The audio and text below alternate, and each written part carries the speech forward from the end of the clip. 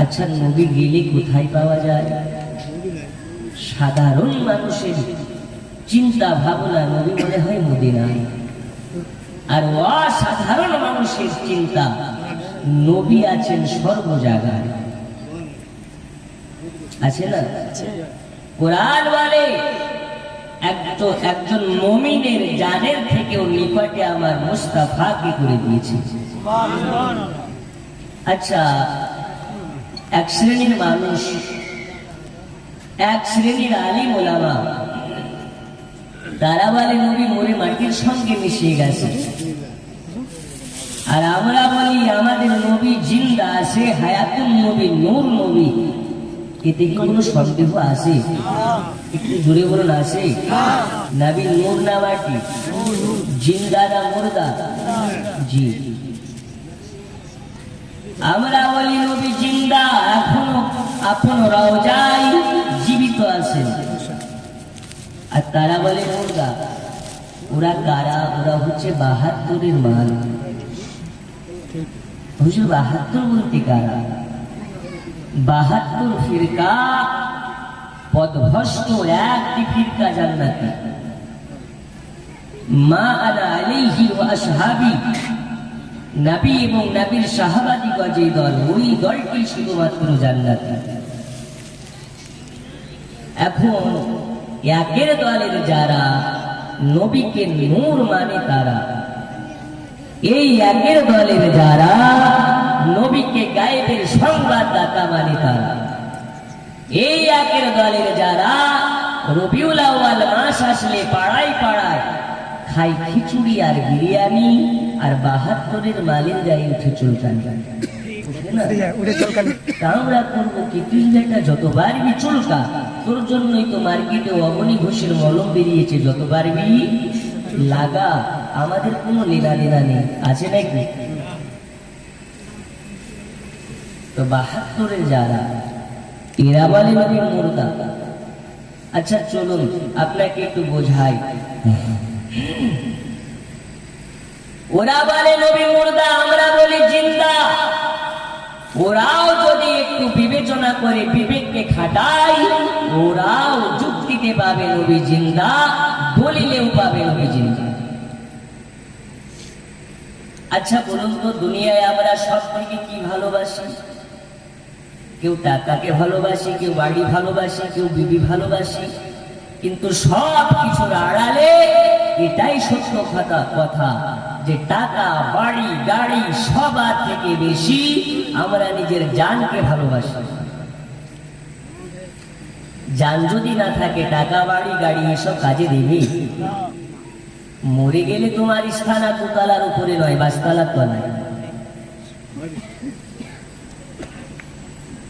চলুন আমি সোজা ওয়াজের দিকে চলে যাই। আব্বাজি আমার সোনা মানিকেরা, চলুন রাত্রে গভীর না করে আপনাকে ওয়াজের দিকে নিয়ে যেতে চাই। আল্লাহ তাআলা আমাদেরকে মানুষ করে দুনিয়ার বুকে পাঠিয়েছেন। কোরআন শরীফের মধ্যে আমাদেরকে জানিয়ে দিলেন, মেসেজ করে দিয়েছেন, কুল্লু নাফসিন যায়িকাতুল মাউত।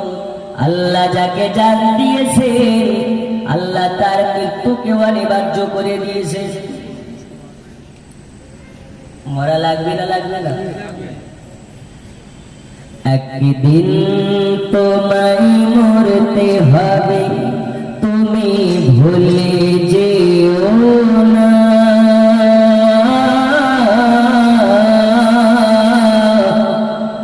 তোমার আসল ঠিকানা তোমার মাটির বিছানা। টাকা কড়ি সোনা বাড়ি কিছুই যাবে না, তোমার আসল ঠিকানা তোমার মাটির বিছানা। জোরে বলুন। মরা লাগবে, কিন্তু আমরা মৃত্যুর কথা ভুলে যাই।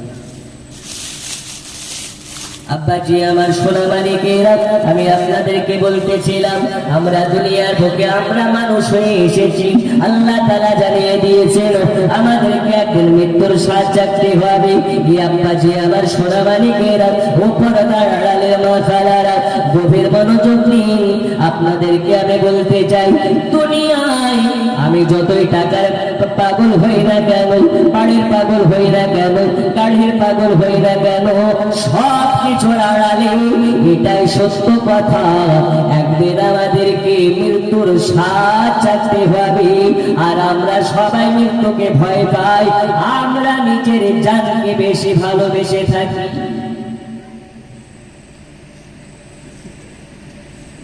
তাই রাস্তায় বেরোলে গাড়ি অ্যাক্সিডেন্ট হয়ে মারা যাওয়ার সম্ভাবনা থাকে না? থাকে না? ফারাক্কা রোডে বেরোলেই তো অ্যাক্সিডেন্ট হতে পারে। তাই বাড়িতে জানটাকে সুকেশের ভিতরে রেখে কালিয়াচকের মার্কেটে কি জামা কাপড় কিনতে যাওয়া যেতে পারে? একটু হানা বলতে হবে, পারে? কলকাতা যাওয়া যেতে পারে? মদিনায় হজ করতে যাওয়া যেতে পারে? বাড়িতে জান রেখে কলকাতায় নবান্নতে গিয়ে মমতা ব্যানার্জির কাছে কি কমপ্লেন জানানো যায়? যায়? যায় না। কোরআনের মধ্যে আল্লাহ জানিয়ে দিলেন, প্রতিটা মুমিন মুসলমানের জানের থেকেও আমার মুস্তাফা নিকটে। তাহলে ওয়াহাবি মোল্লা কানার দল বলে নবী মুর্দা, আর কোরআন বলে জানের থেকেও নিকটে। আচ্ছা, জান যেখানে নবী আছে, আর একটু জোরে, জান আছে যেখানে, বাড়িতে যেমন জানকে রেখে কলকাতা যাওয়া যায় না, নবীকেও বাড়িতে রেখে কলকাতা যাওয়া যায় না। জোরে বলুন। তাহলে নবী কি শুধু মদিনায় না, আমাদের অন্তরে আছে না নেই? আচ্ছা, নবীকে অন্তরে রেখে দাড়ি কাটলে কি হয়? নবী ভালোবাসা যায়, নামাজ পড়ে না কাজা করে, আমরা করি কি?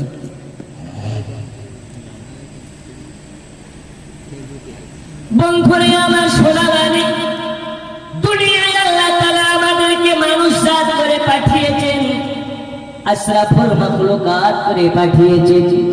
আল্লাহ তাআলা জানিয়ে দিলেন, দুনিয়াবাসী শুনে নাও, কুল ইন কুনতুম তুহিব্বুনাল্লাহা ফাত্তাবিউনি ইউহিব্বুকুমুল্লাহ ওয়া ইয়াগফির লাকুম যুনুবাকুম ওয়াল্লাহু গফুরুর রহিম। আল্লাহ তাআলা তার হাবিবের মাধ্যমে জানিয়ে দিলেন, আল্লাহ তাআলা বলেন, নবীজি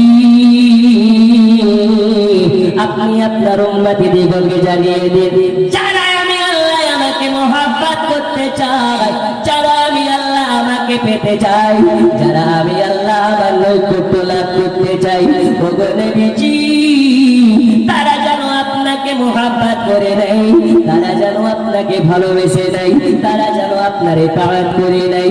কারণ আমি জানিয়ে দিই, আমি আল্লাহ আদমকে বলেছিলাম, আদম বলো তুমি কিসে রাজি? আদম বলেছেন আল্লাহ আপনি যাতে রাজি, আমি আদম তাতে রাজি। মুসা কালিমুল্লাহকে বলেছেন আল্লাহ বলো মুসা তুমি কিসে রাজি?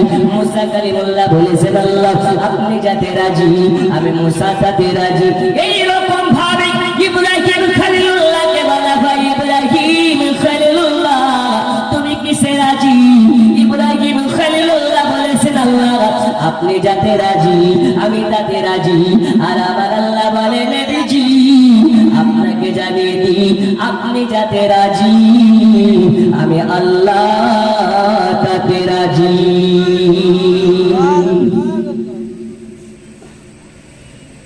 কত শানওয়ালা নবী, কত মানওয়ালা নবী, নবীকে আমার আল্লাহ জানিয়ে দিলেন, ওয়ারাফা'না লাকা যিকরা। এই নবীর শান দিয়েছেন আল্লাহ, ইজ্জত দিয়েছেন আল্লাহ। ওই নবীর শান ইজ্জতকে ওয়াহাবি মোল্লা কান্না মোল্লা নবীর শান শৌকতকে কি কমাতে পারে? আরো জোরে বলুন, পারে? আমরা বলি নবীকে নূর, ওরা বলে মাটি।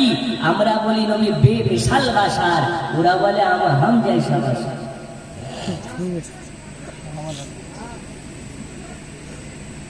এখনো ওয়াজ শুরু হয়নি, আপনাদেরকে কেবল আমার ঘরে আনছি।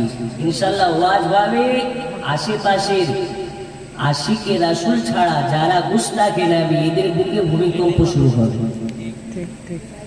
কষ্ট হবে নাকি? থাকবেন না থাকবেন না? শেষ পর্যন্ত যারা থাকবেন প্রমাণ করে দেবেন আমরা আশিকের রাসূল। হুজুর টাকা পয়সা তো দূরের কথা, প্রয়োজন হলে নবীর মহাব্বতের জীবন দিতে রাজি। একটু যারা যারা আছেন দুই হাত তুলে বলুন ইয়া রাসূলুল্লাহ।